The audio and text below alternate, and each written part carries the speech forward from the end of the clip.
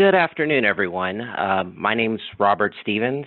I am the Associate Director of Admissions for the Graduate School of Biomedical Sciences at Baylor College of Medicine in Houston. And I'm also the current president of TextGap. And beyond myself and Carnegie Dartlet, we're very pleased to welcome you to today's webinar on advancing your social media marketing skills for graduate recruitment. Your presenter today will be Mark Cunningham. And before we begin the webinar, I also wanted to let everyone know about our 9th annual Summer Institute for TextGap, which will be held this year in Dallas, Texas.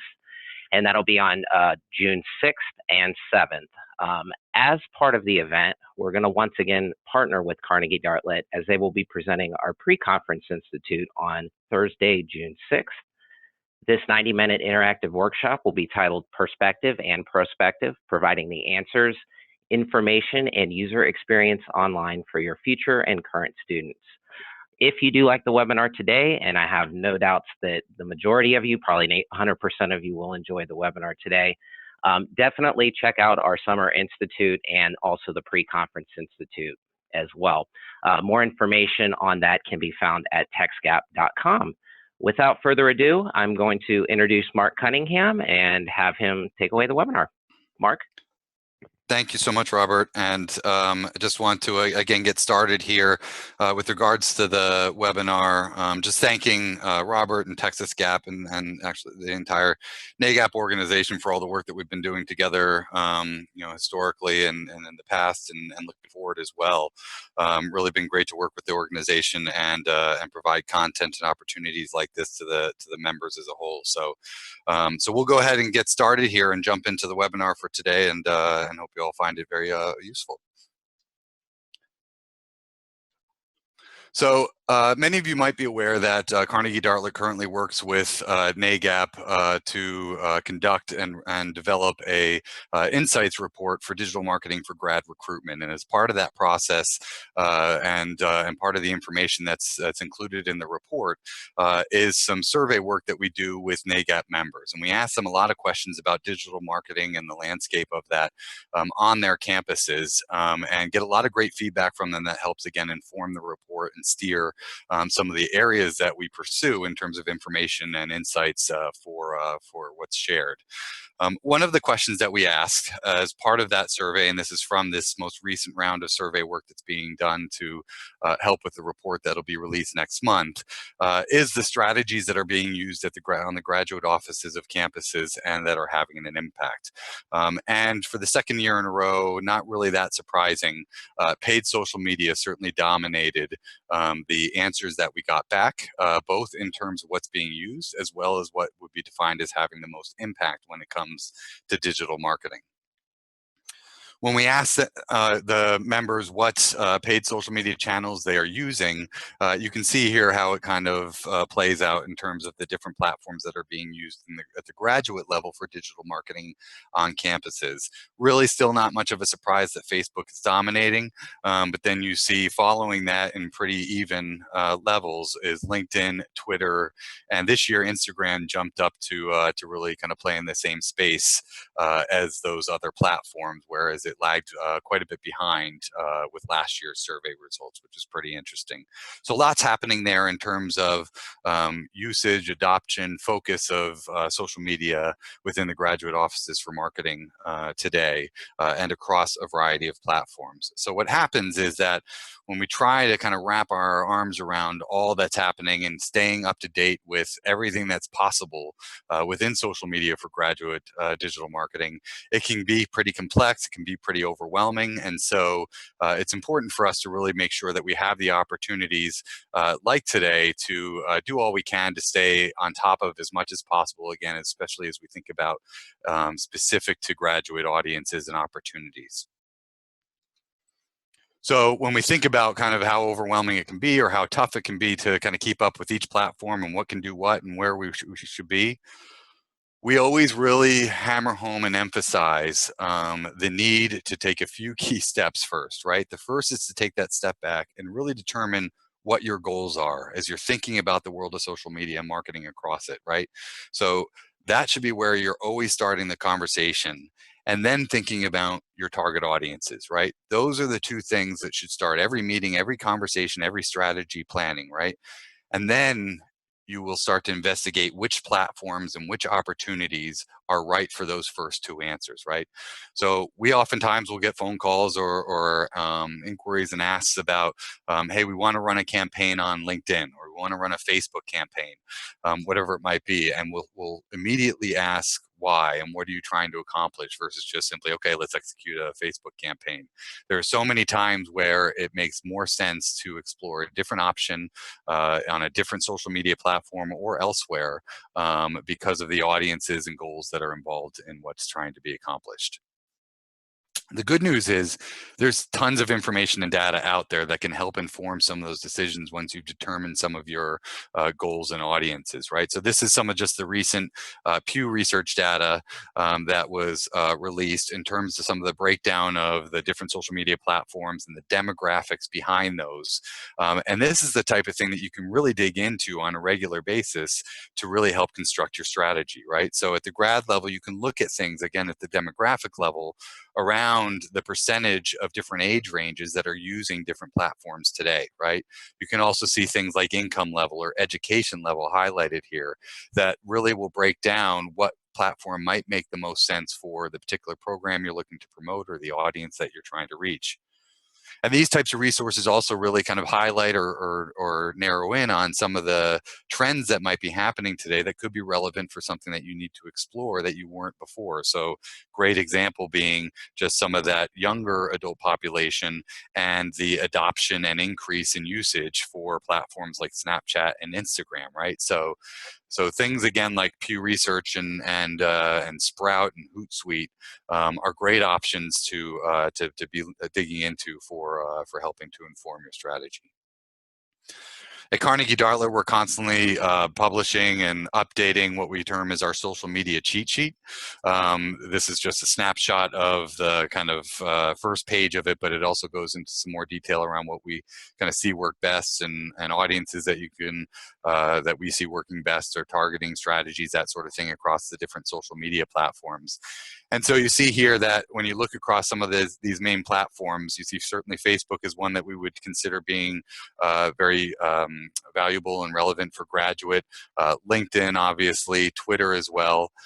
Last year, when we gave some similar presentations, we highlighted the fact that Instagram was emerging more as a great platform to consider for graduate digital marketing efforts. And you saw that being a little bit reflected even in the Pew data I was just showing a minute ago. This year, we're keeping our eyes for graduate on Snapchat. We actually have seen it start to perform fairly well for grad and adult audiences in a few different capacities. So now we kind of look across this entire cheat sheet slide as possibilities and opportunities for grad. When it comes to some of the types of strategies or tactics that you can utilize across some of these different channels, certainly there's the sponsored ads that you can leverage, right? So this is kind of those ads that appear in somewhat of that native feed and experience of those users, good brand builder, and typically a pretty cost-effective way to make sure that you're gaining some of that presence in front of those valuable audiences. List targeting is becoming somewhat of a norm now within digital marketing and within social media platforms, right? So this is where you're leveraging some of the lists that you might already have access to, whether it's a GRE name buy, or whether it's a prospect list or an alumni list or something like that. And you can implement those into different social media target platforms to target those folks on your list on more of a one-to-one basis. Lead gen at the grad level is certainly a very powerful tool to make sure that you're really gaining some of those interested audiences and getting them to raise their hand about what it might be that you're serving up to them from an advertising and opportunity standpoint. So we'll talk a little bit more about lead gen throughout this presentation, but certainly, again, at the grad and adult level, this would be an area that across a variety of platforms is one that has some great opportunity to be leaning on. And then, of course, retargeting. There's certainly retargeting outside of social, but there's now a lot of opportunities for retargeting within social. So this is making sure that you're able to have your ads appear in front of those that have been on your website or certain areas of your website, and really helps from a conversion perspective, really helping to continue that conversation with those audiences that have demonstrated a certain level of intent already by being within certain areas of your site, and ensuring that you're continuing that conversation and again driving to higher levels of conversion. So these are some of the primary areas that that are important to make sure you're considering across a variety of different social platforms. Within the grad space, we really would recommend thinking about lookalike audiences as well. Certainly, access to audiences, particularly lists at the grad level, is very much not as much there, if you will, as it oftentimes is at the undergraduate level, right? You can't buy a list in many cases of 75,000 names from PSAT, whereas you might be managing to much smaller audience populations that you have access to. And so the ability to really kind of work with social media platforms to essentially find more audiences that look like those that you already have access to is a powerful thing for graduate to really expand your reach and get in front of new eyeballs and audiences that you perhaps wouldn't have been able to before. So within the graduate space, if you're not doing anything or if the need is there to really make sure that you're just simply getting in front of more audiences, lookalike audiences across a variety of platforms is one of the easiest ways or best ways to be able to do that. So as we start to focus in on some of the specific platforms, we'll start off by spending a little bit of time looking at Facebook and Instagram. As most know, Instagram is owned by Facebook, so virtually everything that you can do from an advertising and targeting standpoint on Facebook, you can also do on Instagram. So they really kind of are equal in that sense. And as we saw on the social media cheat sheet that I showed a little bit before, these platforms are good for virtually every area of the funnel or journey, if you will, from a marketing standpoint. So they serve as a great platform to build brand awareness and certainly drive website traffic. I mentioned lead gen before in terms of that, these serving as platforms that have been very effective at the graduate level. Video is something that is no longer a kind of nice to have in a marketing strategy. You are now behind if you aren't incorporating video and visual into your marketing strategy, particularly across social media. And then we do see these as being strong conversion drivers as well. So again, kind of throughout that funnel or path, Facebook and Instagram are working well for grad. A few best practices that we would highlight when you are approaching these platforms. One is to think about whether you want to be setting up a campaign to be geared towards driving people to click through and go to your website versus doing lead gen, right? Which is, and with lead gen, you essentially are serving up the ad for them right there in their experience while they're on that platform, and they're able to essentially kind of, one click demonstrate interest without having to leave and go to your website. So there's a few considerations that you want to have there. One is that's very easy for them to do, and so it can lead to higher levels of those leads and inquiries for you. But there isn't a huge ask of them to be able to do that. So sometimes you might see some folks consider that as a bit of a softer conversion, if you will, or lead, but you're still really filling that funnel of prospects in a very powerful way. So the other thing to think about when thinking about kind of website traffic campaign versus a lead gen campaign is just simply the reason that those audiences are there and the ask that you might be doing to get them to leave that platform and go to your website. If I'm someone who's got 3 or 4 spare minutes while waiting in a line and I'm on my phone and I just simply pull up Facebook, to expect and ask me to click through an ad, to go to your website, to fill out a form is a pretty big ask. Whereas if I've got a lead gen campaign set up, and again, I'm sitting in that line for a couple minutes, and a compelling ad that resonates with me appears, and I'm able to simply kind of click confirm there with that lead gen ad, suddenly you've accomplished something much different. So those are a few things to be thinking about with regards to the difference between the two. And oftentimes you might layer in both in terms of how you might be approaching it. But you can see here an example of some of the traction and activity that was accomplished when doing, from a conversion basis, when doing lead gen versus a website campaign, a website traffic campaign.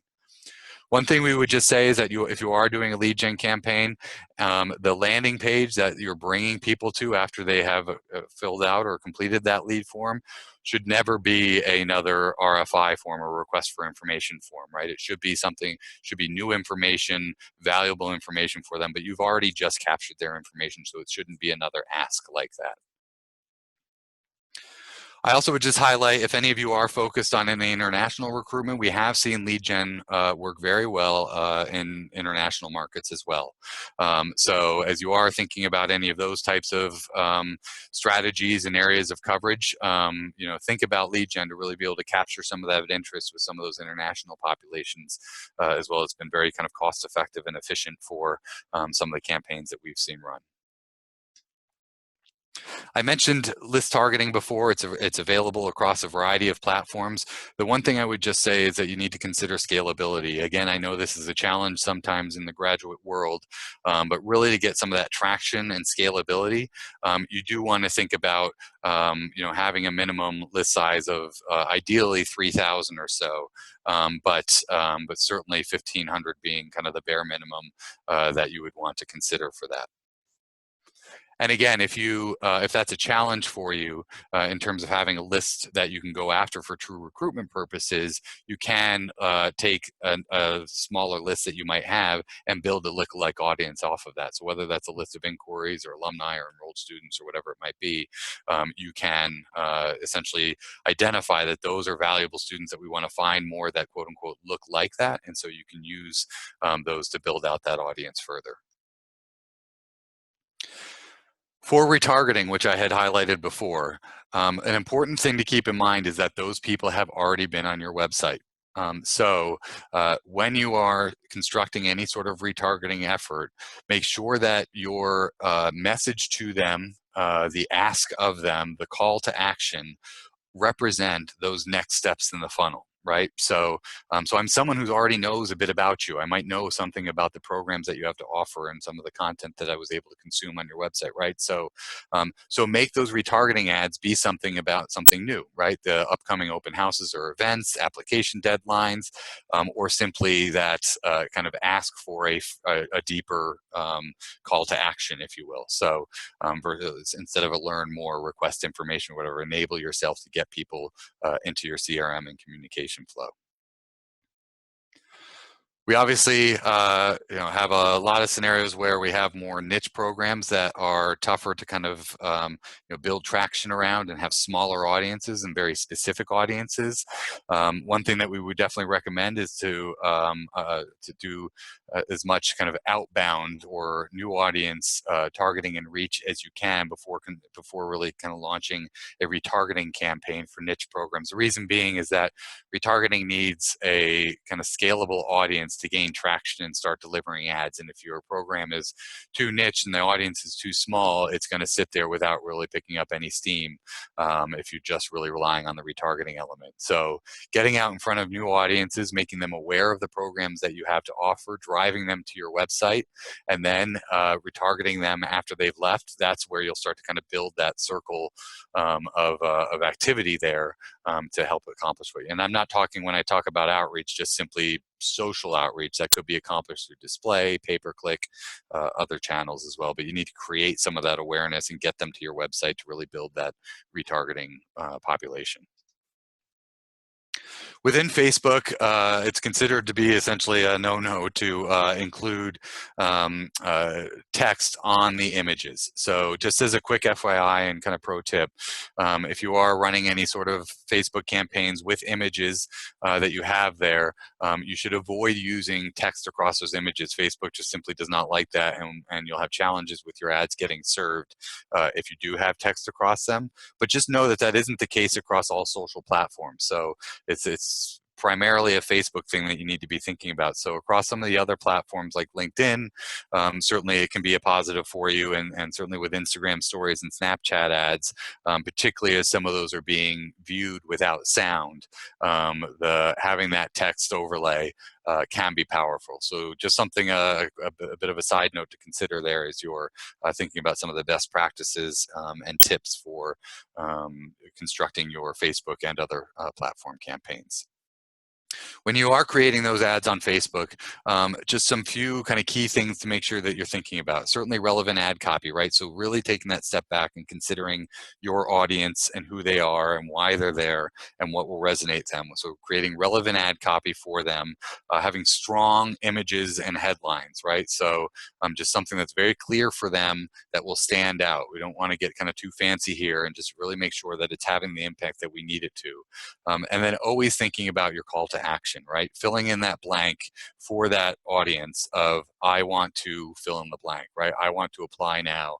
I want to learn more. So thinking about that, what call to action is right for the stage of the funnel or path that these audiences are in for you to be serving up. So right, the apply now would probably be much more relevant for a retargeting strategy versus an outreach campaign, where that might be better for learn more. We do also certainly recommend making sure that you are refreshing your creative and your ads periodically, right? They can go stale. You'll see that in the data in terms of ad performance. So on a relatively regular basis, you should be making sure that you're thinking about both content and images and swapping those out, not necessarily at the same time, but making sure that you are getting some kind of refresh of look and feel happening there with those ads as well.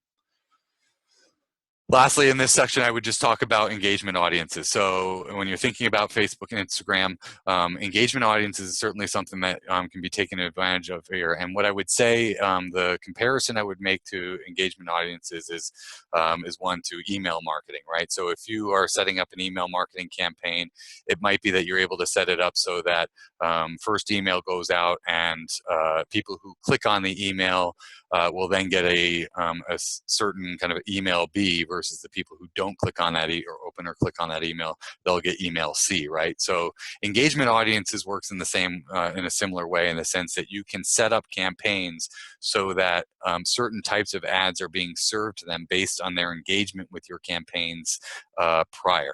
So, so really thinking about the way that you can leverage these and incorporate these into your ad strategy is a great way to navigate further through that funnel with your audiences, to have more stronger calls to action or new information for people based on how they've already been engaging with you. When we think specifically about Instagram, you see here in terms of what we consider it to be good for, it is more of a branding and awareness strategy. Certainly with the lead gen components, it is able to drive inquiries, but it is much more of a visual platform, as you will. So when we think about Instagram, you want to be thinking very much about it through that kind of visual lens, right? So thinking about using current students, showcasing what's unique about your campus and programs that you have to offer, and as always, making sure that there is a strong call to action within what you're doing there. If you're not already, very much making sure that you are incorporating Instagram stories into your campaign planning, right? So it is growing enormously. It's a great way to incorporate video and imagery into that experience that these users would have, and also to incorporate lead gen, because obviously we're talking about the grad space here, which we're able to do. Lead gen is only available for audiences over 18, and you can integrate that into your Instagram story efforts as well. If you are incorporating lead gen, it's important just to think about kind of the basics there, if you will. First name, last name, email, right? That is what will essentially be pre-populated for them as part of that lead gen experience. Anything more than that, they will need to manually enter, which will mean you'll experience a significant drop-off in traction there. So, especially on their mobile devices. So just something to be thinking about there. As we move towards LinkedIn, it's important to think about LinkedIn very much as not just a job site, a job search site, right? So certainly it's a career-oriented platform, professional network, considered that way. But if you look at kind of the stat all the way over on the right, the 242 billion pieces of knowledge, if you will, LinkedIn has been making significant efforts and strides. And if you think about any time that you might spend on LinkedIn, to very much be a content platform, right? Many people go there now, large audiences go there now, to consume content versus just simply manage their professional network and or look for jobs and career opportunities, right? So that factors into how we think about it from an advertising standpoint as well. Carnegie Dartlet, we are partners with LinkedIn. We've conducted some research studies with LinkedIn and their users.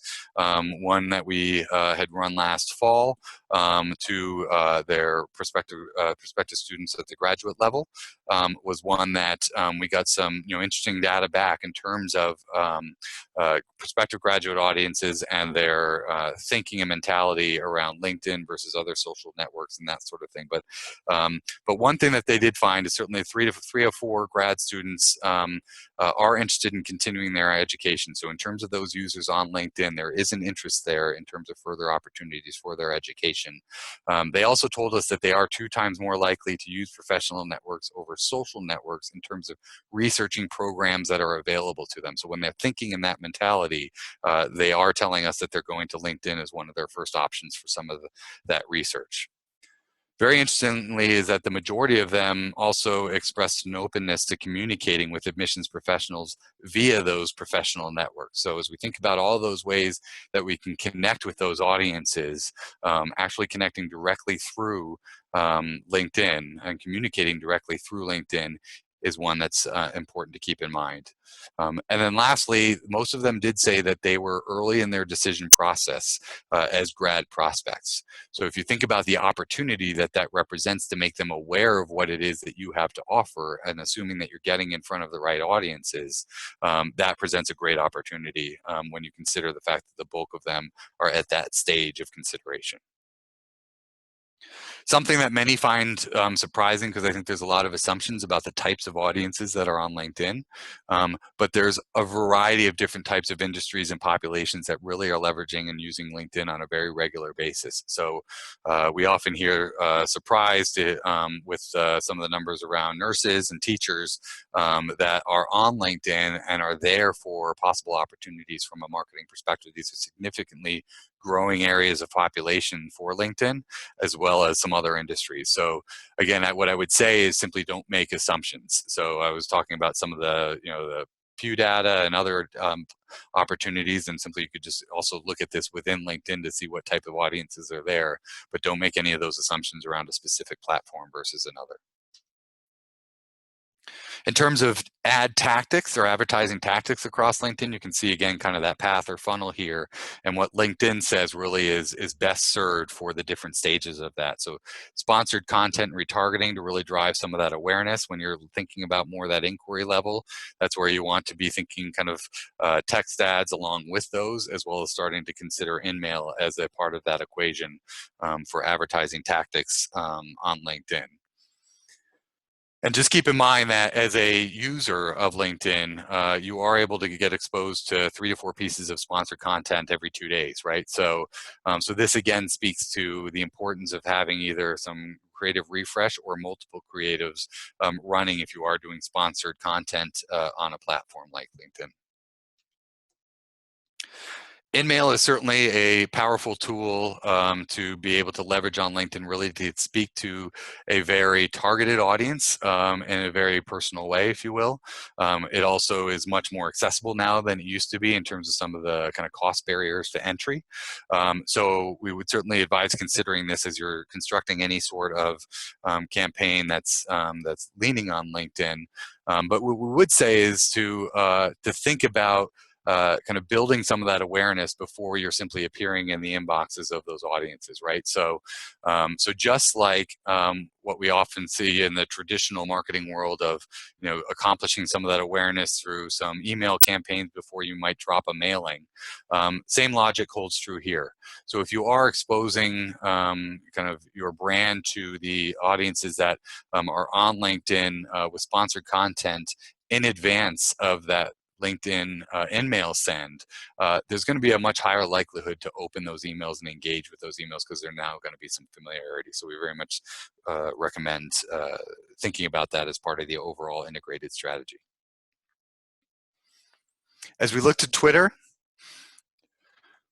again, thinking about kind of some of the audiences that it's good for, some of the options that you have on it, as well as some of the kind of goals that it speaks to. It does run a bit of the kind of path of different types of goals in terms of branding and awareness, content promotion, event registration, that sort of thing. But one thing that we would definitely make sure to highlight when we're thinking about targeting and opportunities on Twitter is all of the different ways that you can kind of construct a campaign or target an audience based on kind of usage behaviors on Twitter. So you can see here all sorts of different ways that you can go about being relevant and right with how you're reaching the right audiences on Twitter. So we've seen it be effective to kind of consider all of these different ways, a few different ways I've already spoken about.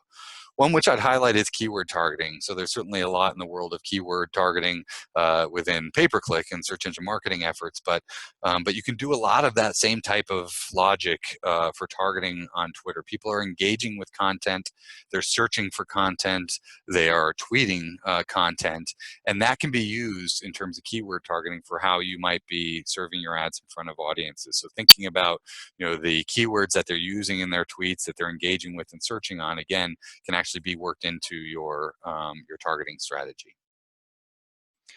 Again, similar to pay-per-click, you can set this up in a variety of ways. It can be that that you are targeting users based on exact keyword matches versus more broad-based or phrase matches. So, so there's a few different ways that you can go about constructing this so that it's reaching the right populations in the right ways and not getting it wrong, if you will. And along those lines, you can also set up things again similar to pay-per-click around negative keywords as well. An example might be the use of the word online, right? So it might be that you don't offer an online MBA program, so you might want to set up online as a negative keyword to ensure that you're being as efficient as possible with your ad delivery to people that are engaged in the keywords and content that is more appropriate to what you have to offer. Tailored audiences on Twitter is essentially lists, right? So, but when you think about the lists that you might have access to, it's you can load those in to Twitter to be able to essentially target those audiences again in somewhat of a one-to-one, as well as essentially along the retargeting lines, create tailored audiences based on people who have recently been to your website. So, so you're really able to get to a very targeted and kind of again qualified audience basis on Twitter in a way that you hadn't been able to before. When we think about ads on Twitter, it is important, just as with so much of social media now, to think about visuals, right? So if you have the assets and ability to do so, incorporating video into your Twitter ads certainly is one of the best practices and recommendations that we would have. If you think about your own experience on Twitter now, your kind of eyes and engagement certainly kind of steer more towards those, those tweets and ads that have either visuals, GIFs, or videos in them. So same holds true for the advertising that you want to do. Have incorporate video into them, have a strong message in the tweet itself, as well as a strong headline for the ad itself. I mentioned Snapchat as a platform before, that one that we're watching and is emerging more and more in the graduate space. As if you were looking closely at the slide I showed in terms of the NAGAP member response, Snapchat was way down at the bottom end of usage, not surprisingly so, but again, it's one that we've been keeping our eye on and seeing some success with, obviously, particularly with the younger set of prospective graduate student audiences. But we do see it work well for branding, inquiries, and engagement. So, so when you are thinking about branding, it is about, again, images and video. When you are thinking about trying to drive action or inquiries, you really want to make sure you're doing all you can to kind of speak to or connect with those audiences in a way that's going to be powerful for them and get them to engage, right? So, so things like, talking about career goals and aspirational type opportunities are things that you can accomplish on a platform like Snapchat that you might not be able to in the same way that you would on other platforms, right? You can also, obviously, in terms of keeping inquiries engaged, use it as an opportunity to serve up ads to people to kind of, again, drive some of those next steps, call to action as well, and move them throughout the funnel. In terms of some best practices on Snapchat, again, thinking about it as a video platform, you certainly want to try to drive traffic to your preloaded website. The RFI itself, or again, request for information, make that as front and center and as clear as possible. You want to make it as easy for them to engage with them as possible. In terms of time frame, 3 to 5 seconds being the sweet spot for that. Making it easy for them to actually accomplish what it is that you want them to, so that Snapchat autofill option is certainly something that's important. And then again, as I was describing before, keeping in mind the kind of reason, purpose that people are on a particular platform and the experience that their expectations are around, right? So, so you want your advertising on a platform like Snapchat not to feel out of sync with that. So, so having your advertising be a bit more raw and organic of a feel on something like Snapchat is something that you want to consider.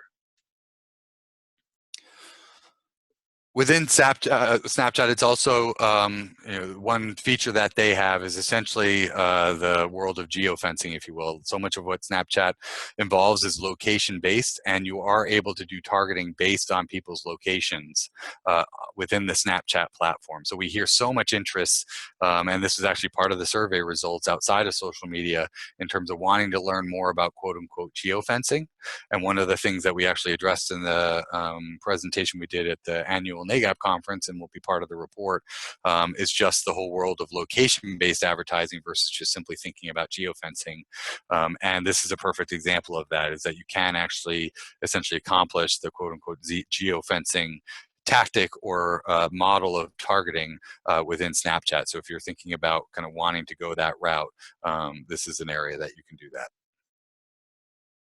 I've talked about video a bit already. So when we think about some of the best practices for video on platforms like Instagram and Snapchat, again, as I started off with, it's knowing your audience and making sure that you're creating ads that are tailored towards them. So it's not a one-size-fits-all. It should not be a broad brush approach when you're thinking about the videos that you can create and have those audiences experience. You can do very segmented targeting and reach very appropriate audiences, so your ads should reflect that and be tailored towards them, right? So having a clear call to action. Many don't think about video as a conversion driving platform or strategy, but these do allow for you to still make sure that these ads have a clear call to action as well. So and making sure that those are aligned as well. So the other thing, in addition to just having a clear call to action on Instagram and Snapchat ads, is do not wait till the end to have it there, right? So so that call to action actually should be kind of appearing as early as possible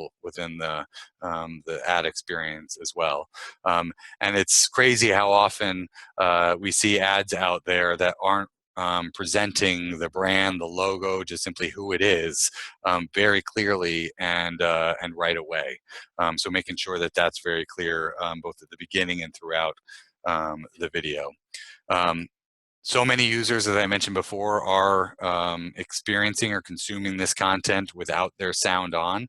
So it's important to have some of that content overlaid on that so that it can support the ad itself. And then the other thing is that while it should speak to like the point number one, the tailored audience, and as I mentioned before, be a bit, in certain cases feel more raw and organic, that doesn't mean that it should be outside or splintered off from your overall brand and marketing efforts that you're doing across other channels. There should be a consistency there for their experience. So, and as I was just mentioning, it should still fit in with the platform that you're on, the reasons that they're there, the type of audience and way that they might interact with it as well. So, and making it feel like it's organic, in line with what they're there consuming from friends and family is another best practice that we would say. So quick pro tip that we would have also when thinking about the construction of these types of campaigns is in terms of logos or copy, just avoid placement within 150 pixels from the top or the bottom of the ad. That is where you might start to see some of those types of things get cut off in the actual ad delivery. So just making sure that you're keeping that in mind as you're constructing any of those types of ads. I did want to spend a little bit of time just talking about the world of streaming and a bit about video as well. We certainly kind of categorize this in the overall umbrella of the types of strategies we're talking about today. Similar to the social media cheat sheet, we also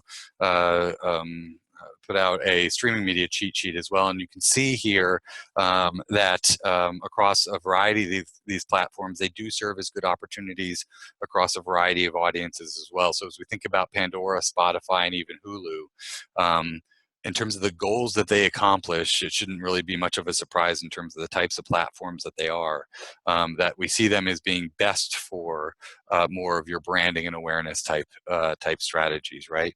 They certainly are much more, when we think about them versus some of the traditional media or ways about buying radio ads or TV ads, they can be much more cost effective and enable you to get much more targeted in the audiences that you're trying to reach versus just simply a broad market type approach. So it serves as a great way to be able to do that.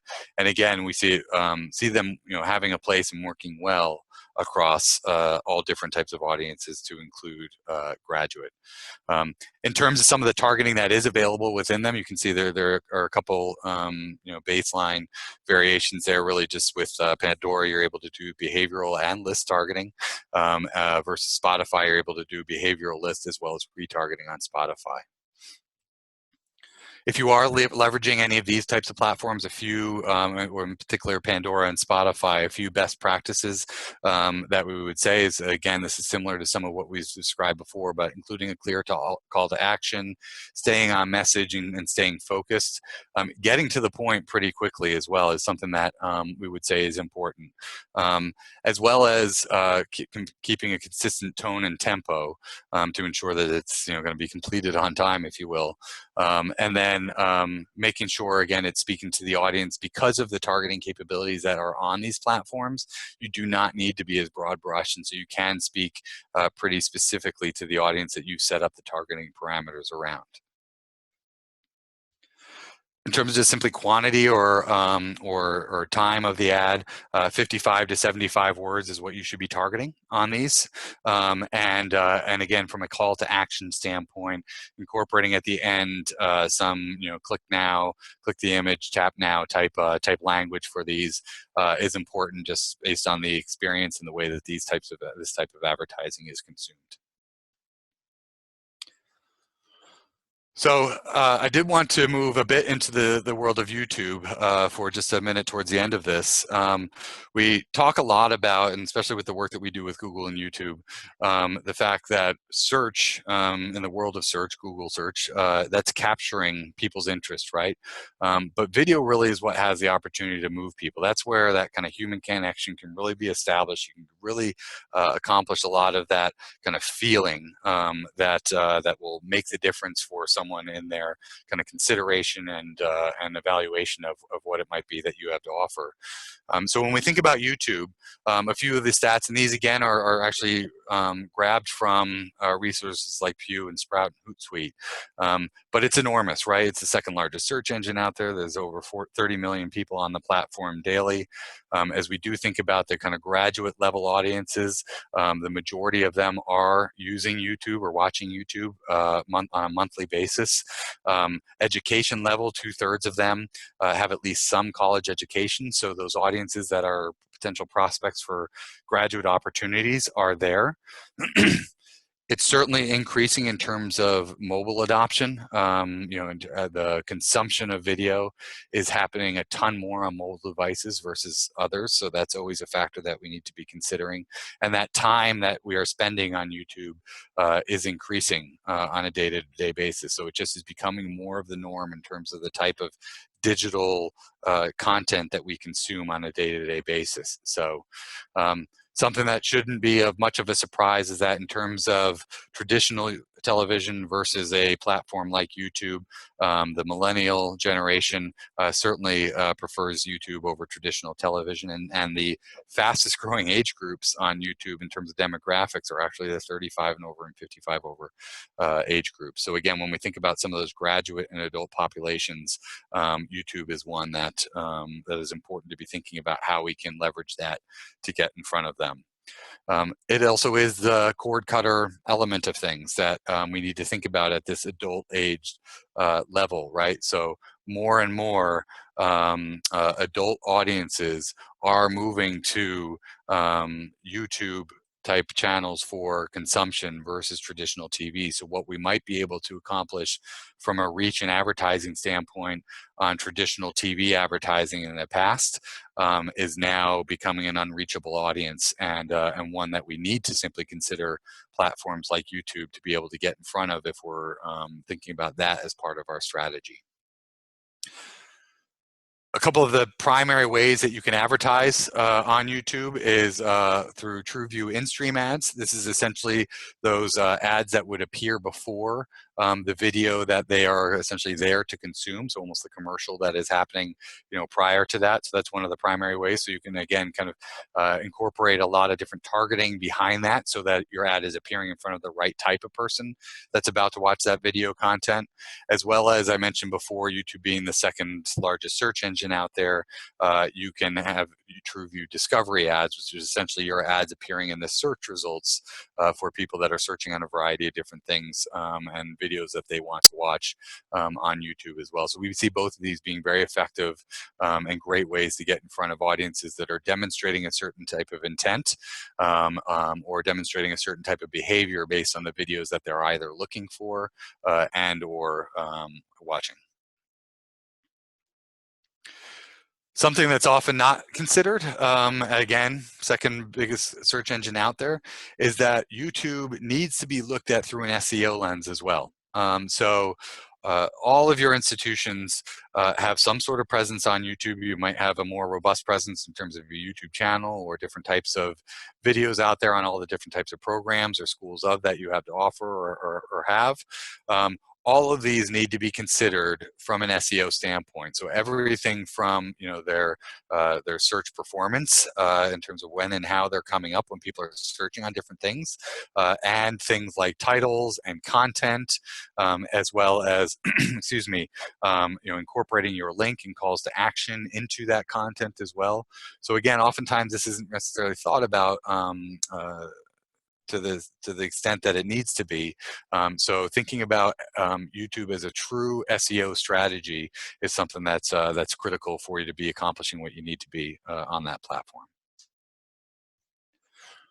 So we've covered a lot and gone through a lot of different platforms, and this is the type of kind of session that I would say could be done on a quarterly basis, and it will look completely different than it did the quarter before that in terms of tactics that are available, what's working well, best practices that might be recommended, and those social media cheat sheets, as I mentioned, are things that we're updating on a quarterly basis or so.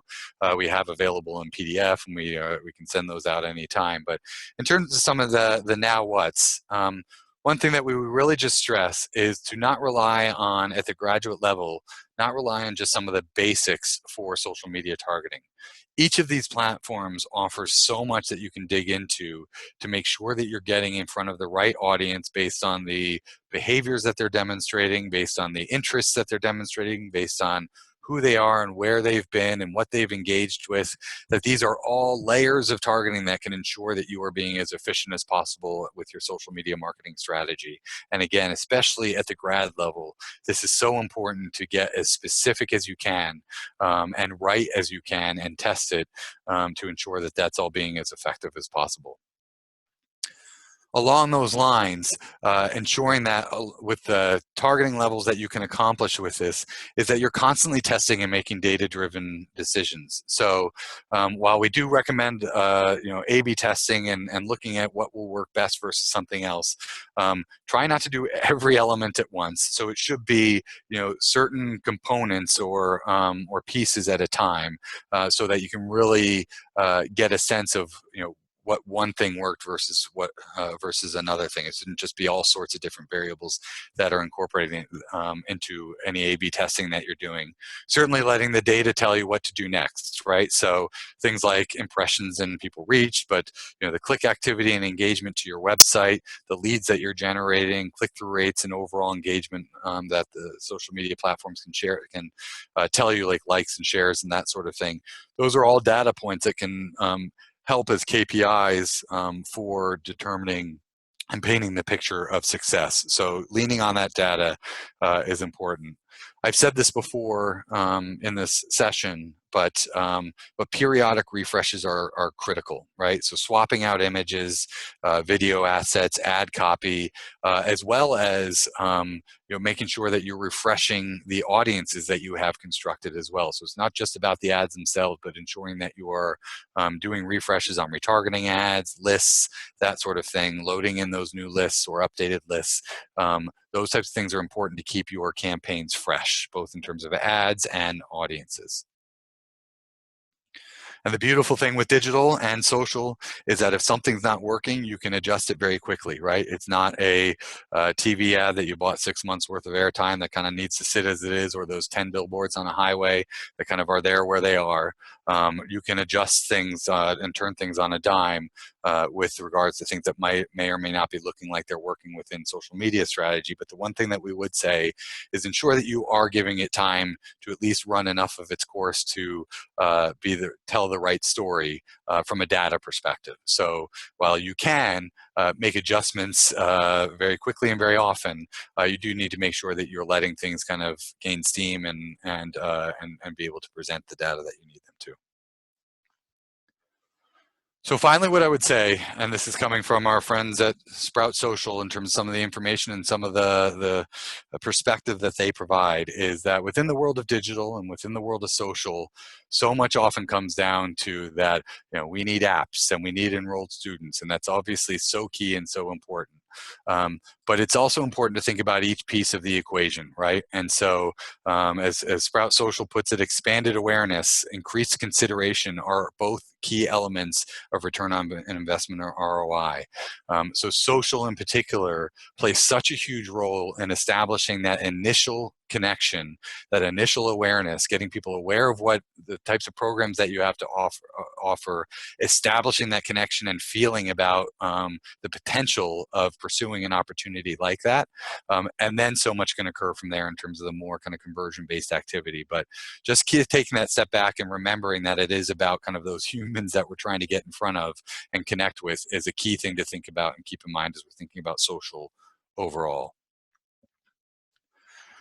So with that, thank you everyone for joining us today. I know we're running close to the hour, so I have included my email address directly here. If you do have any questions, feel free to contact me directly. I'm happy to either answer what I can or certainly put you in touch with some of our social media experts to help walk through any specific platform questions or tactic questions that you might have. I'd also just go back to what Robert had shared at the beginning about the Texas Gap conference and pre-conference institute that are happening in June, which we're really excited to be a part of. So certainly if you're part of the Texas NAGAP group or interested in that, you can check out plenty of that information on their website. I would also just as a reminder to stay tuned for the second annual NAGAP and Carnegie Dartlet report on digital insights for graduate recruitment marketing. That'll be coming out mid-June as well, that we've been working on and was part of the survey information that was had there. So again, I do thank everyone for joining us today. I hope you found this helpful. I'll leave this screen up with my email address here. Again, if there's any questions that you might have, anything that you want, also be happy to send you the slides from this presentation as well. So, so thanks again for your time, and have a great day.